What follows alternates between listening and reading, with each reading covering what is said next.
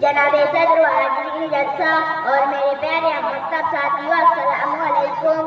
زمین سے آسمان کی طرف پرواز کرتا ہوں، خدا کا نام لے کر میں اس تقریر کا آغاز کرتا ہوں۔ آج مجھے جس موضوع پر افشائی کرنے کا موقع ملا ہے اس کا عنوان ہے سیرت النبی صلی اللہ علیہ وسلم۔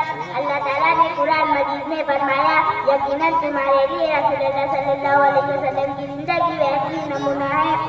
قرآن میں جن کی شان بیان خود خدا کرے، قرآن میں جن کی شان بیان خود خدا کرے، بندے سے اس کی مدد سرائی کس طرح ہو۔ اللہ تعالیٰ نے انسانوں کی ہدایت کے لیے نبیوں کو مبعوث فرمایا۔ اللہ تعالیٰ نے انسانوں کی ہدایت کے لیے کم و بیش 1,24,000 نبی بھیجے، اور یہ سلسلہ حضرت آدم علیہ السلام سے شروع ہوا اور ہمارے پیارے نبی حضرت محمد صلی اللہ علیہ وسلم پر ختم ہوا۔ ہر نبی کی زندگی دوسرے انسانوں کے لیے بہترین نمونہ ہے، اور ہمارے پیارے نبی حضرت محمد صلی اللہ علیہ وسلم آخری نبی ہے۔ اب قیامت تک کے لیے ان کی مبارک زندگی ہمارے لیے رہنمائی کرنے کا ایک واحد ذریعہ ہے۔ وہ نبیوں میں رحمت لقب پانے والا،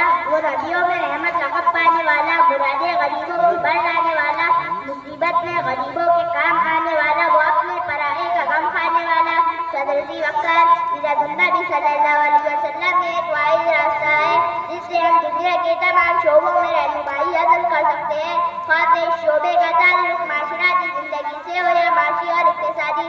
اپنی تقریر کو میں اس شعر کے ساتھ ختم کرنا چاہتا ہوں، مسیحا کو جس نے کمدن بنایا،